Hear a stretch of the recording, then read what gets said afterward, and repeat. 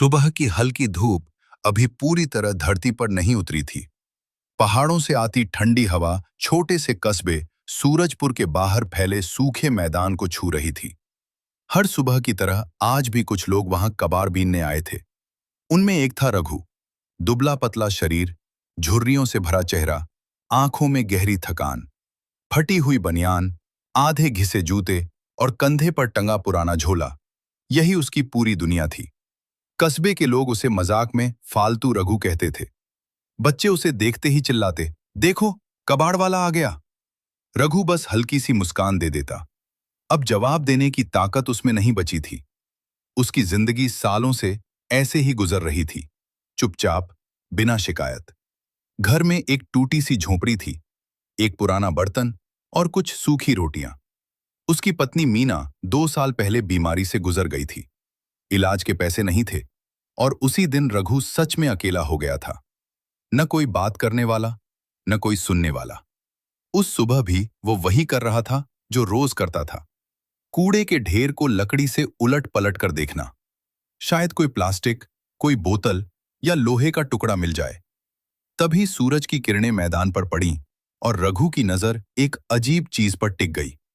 कचरे के बीच एक बड़ा सा बोरा पड़ा था। वो बाकी कचरे से बिल्कुल अलग दिख रहा था, साफ और ऊपर से मोटी रस्सी से कसकर बंधा हुआ। रघु के मन में सवाल उठा, कोई ऐसा नया बोरा यहां क्यों फेंकेगा? वो धीरे धीरे पास गया, बोरे को खींचा, लेकिन बोरा काफी भारी था। अंदर क्या है भाई? वो खुद से बुदबुदाया।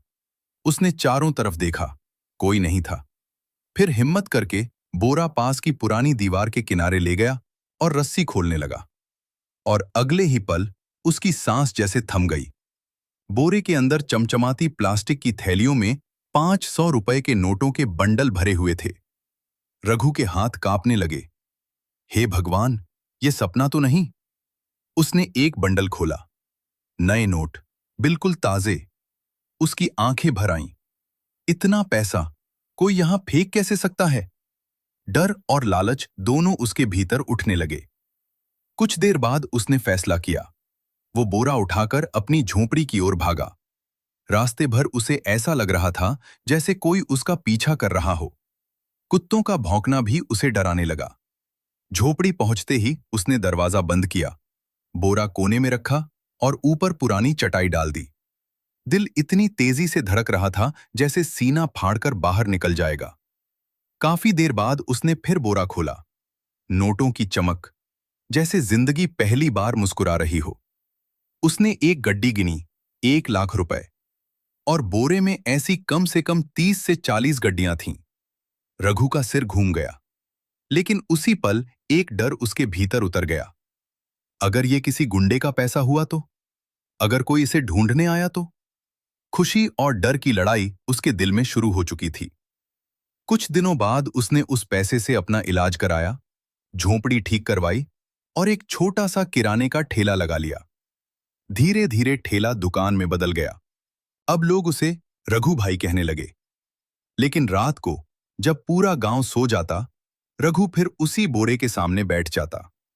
नोटों की चमक अब उसे खुशी नहीं देती थी, डर देती थी। एक दिन टीवी पर खबर आई, शहर के बाहर बैंक लूट से जुड़े करोड़ों रुपए बरामद हुए हैं, लेकिन कुछ रकम अभी भी गायब है। रघु के पैरों तले जमीन खिसक गई। टीवी पर दिखाई गई बोरी बिल्कुल वैसी ही थी जैसी उसके पास थी। उस रात उसने फैसला किया, अब सच छिपाकर नहीं जी सकता। अगली सुबह वो बोरा लेकर सीधे पुलिस थाने पहुंच गया। पसीने से भीगा, लेकिन चेहरे पर सच्चाई थी। उसने कहा, साहब, ये पैसा मुझे कचरे में मिला था, मैं इसे वापस करने आया हूं। इंस्पेक्टर हैरान रह गया। तू इसे रख भी सकता था, फिर क्यों लौटाया? रघु ने शांत आवाज में कहा, क्योंकि मुझे दौलत नहीं, सिर्फ चैन की नींद चाहिए। रघु की ईमानदारी की खबर पूरे जिले में फैल गई।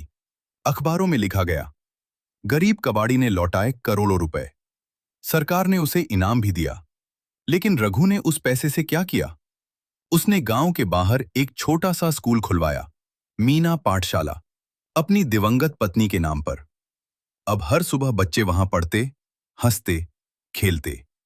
और रघु बरामदे में बैठकर उनकी आवाजें सुनता। लोग कहते हैं, रघु गरीब जरूर था, लेकिन दिल से वो सबसे अमीर आदमी था। और हर शाम जब हवा चलती है, मीना पाठशाला की दीवारों से बच्चों की हंसी गूंजती है, जैसे किस्मत खुद मुस्कुरा रही हो।